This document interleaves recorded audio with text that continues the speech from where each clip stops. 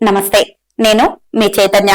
తెలంగాణ ఎన్నికల ప్రచారంలో ఇంకా వారి మానిఫెస్టోలో 6 గ్యారంటీలు ప్రచారం చేసిన కాంగ్రెస్ అధికారంలోకి వచ్చిన 100 రోజుల్లోనే 6 గ్యారంటీలు అమలు చేస్తామని చెప్పి ఏడాదైనా ఒక గ్యారంటీ నెరవేర్చకుండా ప్రజలను మోసం చేసిందని, అంతేకాకుండా 6 గ్యారంటీలను గారడీలుగా మార్చింది.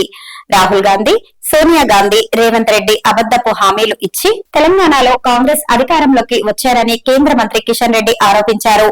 6 అబద్దాలు, 66 మోసాల పేరిట బీజేపీ కాంగ్రెస్ ప్రభుత్వంపై ఛార్జ్ షీట్ విడుదల చేసింది. ప్రజలకిచ్చిన ఒక్క హామీ నెరవేర్చకుండా కాంగ్రెస్ సర్కార్ విజయోత్సవాలు నిర్వహించడం సిగ్గుచేటని ఆగ్రహం వ్యక్తం చేశారు.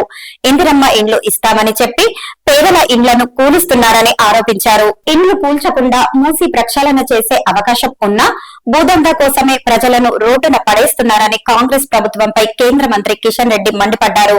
జాబ్ క్యాలెండర్ అని గారడీ చేసిన కాంగ్రెస్ ప్రభుత్వం ఒక్క ఉద్యోగం కూడా ఇవ్వలేదని గుర్తు చేశారు. బిల్లులన్నీ పెండింగ్ లో ఉంచి కాంగ్రెస్ ఏడాది పాలనలో ప్రజలను ఇబ్బందులకు గురి చేస్తున్నారని మండిపడ్డారు. అర్హులందరికీ రుణమాఫీ చేయకుండానే పూర్తిగా చేశామంటూ ప్రజలను మభ్యపెట్టే ప్రకటనలు చేస్తున్నారని ఎద్దేవా చేశారు. విద్యార్థులు, ఉద్యోగులు, నిరుద్యోగులు, రైతులను నయవంచన చేశారని దుయ్యబట్టారు. హామీల అమలుపై రేవంత్ రెడ్డితో చర్చకు ఎక్కడికైనా రావడానికైనా సిద్ధమేనని సవాల్ విసిరిన మంత్రి కిషన్ రెడ్డి